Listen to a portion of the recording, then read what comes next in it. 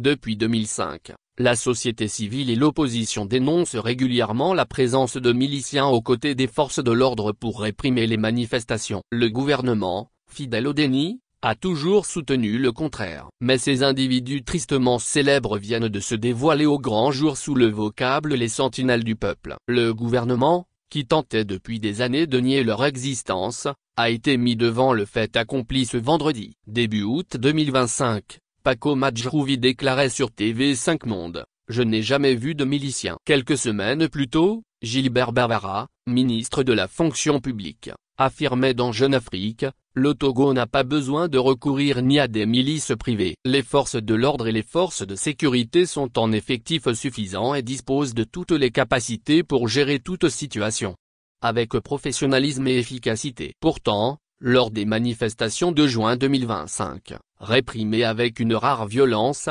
les images d'individus en civil, armés de gourdins et de machettes, semant la terreur dans les quartiers, ont fait le tour du monde via les réseaux sociaux.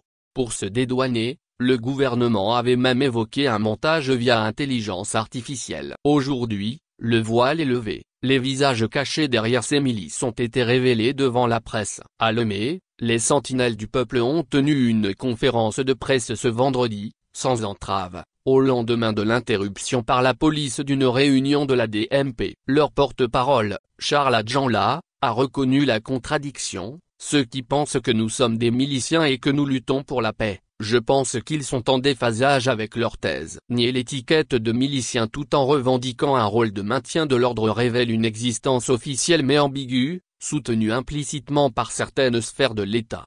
Le Togo dispose pourtant d'un effectif impressionnant de policiers et de gendarmes pour encadrer les manifestations. L'apparition de miliciens, sous couvert de groupes d'autodéfense communautaires, organisés et tolérés, suscite inquiétude et débat.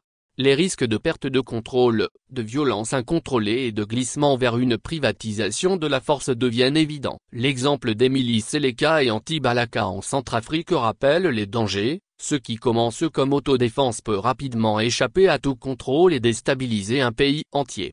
La tenue de la conférence de presse abondamment relayée, alors que l'opposition est réprimée, suggère que ces groupes bénéficient d'un parrainage implicite au sommet de l'État. La frontière entre maintien de l'ordre et violence politique devient floue. L'État, qui devrait monopoliser la force, délègue en réalité sa mission à des civils partisans.